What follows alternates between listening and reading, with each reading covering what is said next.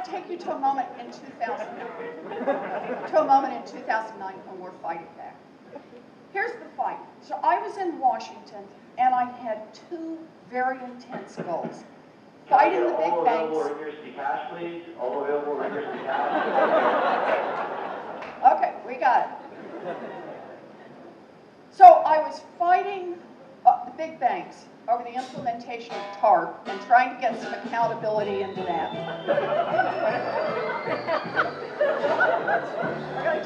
We're going to do this.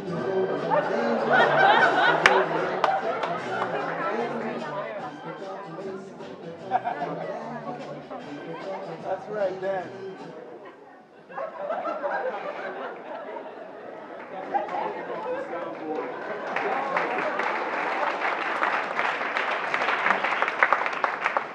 I thought you guys were going to check out if I had other skills. All right. Okay. All right. So I want to take you to a point in 2009. The markets had crashed. We bailed out the biggest financial institutions because that had to be done in about a minute and a half. Right? It was a first priority. And now the big issue was, what kind of financial reforms would we put in place? And what I wanted to put in place is I wanted to get a consumer agency in place. And the basic idea was pretty simple. There are actually a lot of federal consumer protection laws out there, including those on financial products. The problem was they were scattered among 7 different agencies. And for not any of the agency was it a first priority. In fact, it wasn't even in the top 3 priorities for any of those agencies. So my proposal was you take all of that law and you give it all to one agency. They develop the expertise, they have all of the tools, they can actually get out there and fight to help level the playing field. And then you have one agency to hold responsible for it. And I thought that's how you get structural change. That's what I wanted to do. So I wanted this consumer agency to be part of Dodd-Frank. Dodd-Frank is starting to move forward, and it's like the window opened up just a crack. So you've got to run in right now and get it in as part of Dodd-Frank. Okay, so that's my idea. This next part's going to shock you. The big banks hated that idea. I mean, yeah, they really hated it. They were actually kind of ugly about it. Talked about it, said they were going to kill it, and put their money where their mouth was. They were spending more than $1 million a day lobbying against the financial reforms and against this little consumer agency. And even with a Democratic majority in the House, we had barely gotten the agency through intact. And so when I pick up this story is the bill is now stuck in the Senate. And the big question is, can the agency, we know something's going to move forward, but will we have a good, strong consumer financial agency to move forward? It's called the Consumer Financial Protection Bureau, and we want it as part of Dodd-Frank. So it was Friday morning, January 15th, 2010, and the calls started coming in early. I was at home, up early to work out on the treadmill in the basement, and I was still huffing and puffing when the phone rang for the first time. Had I seen this morning's Wall Street Journal? The rumors were flying on Capitol Hill. The consumer agency wasn't going to make it. In an effort to move the larger financial reform bill forward, Senator Dodd would trade it off.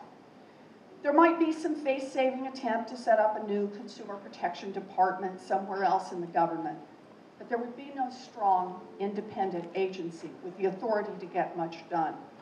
The insiders sent the word out. Too bad, so sorry, it was a good idea. But unless the agency was dropped from the reform bill, the whole package of legislation would fail. Better to toss the consumer agency overboard and get the other reforms through. I listened, so this was it. The consumer agency was dead. All the families who'd been cheated by the big banks and the credit card companies, all the hard work by Barney, the consumer groups, Heather, Dan, the president, all that knocking on doors and all those meetings, and now it was all coming to an end. I asked if there would be a vote, even a losing vote, but the answer was no. the death wouldn't be a public execution. Instead, the Senate Banking Committee would propose a financial reform bill with no consumer agency in it. No one in the Senate, not a single Democrat or a single Republican, would ever have to vote against the agency. Instead, it would just be suffocated quietly in the crib. No one would ever know exactly who had killed it or why. So I ask my last question. When?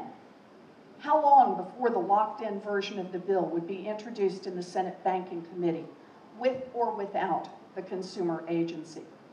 Best estimate, 3 weeks.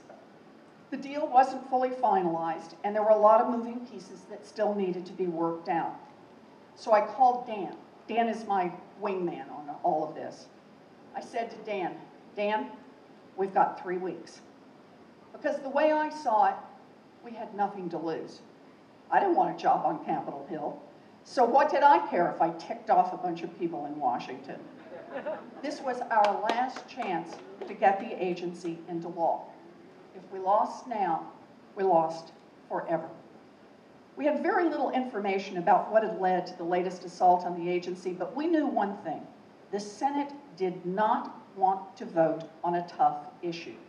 The consumer agency was popular, and to a lot of senators, a vote on the new agency meant having to choose between angering the public and angering the banks. And they didn't want to anger either one. So they just preferred a quiet and slightly mysterious death. So I figured, too bad. Too damn bad.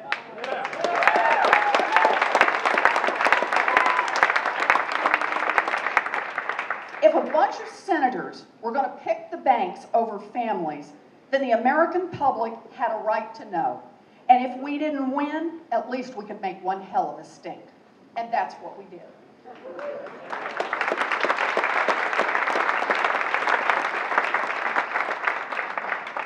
So here's how I see this.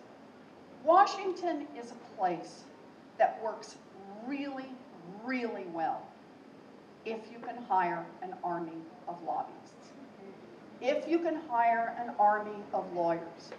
If you are rich and powerful, Washington is the place for you. But for the rest of America, for working people, not so much.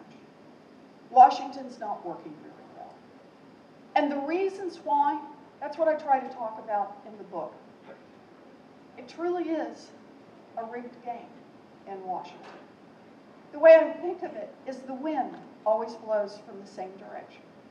It's always about making sure that those who have money are heard from, that those who have power are heard from, that their tender fannies are always protected in every regulation, in every hearing, in every ruling, in every law. And so, for me, what this book is about, what my work is about how we fight back against them. It's about how we say no. This country does not belong just to the rich and the powerful. This country belongs to all of us.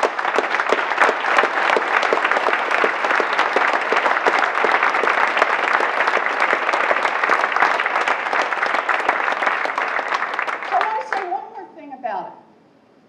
Rather than just say an empty promise, yeah, we got to get out there and make it all happen, I want to remind you about that little agency. The one that everybody said was dead. I mean, my God, if the Wall Street Journal said it, it must have been true. Everyone said it was dead. Well, it turned out that we were able to force them to take a vote in public. And when we forced them to take a vote in public, lo and behold, we had enough votes to get the consumer agency passed into law.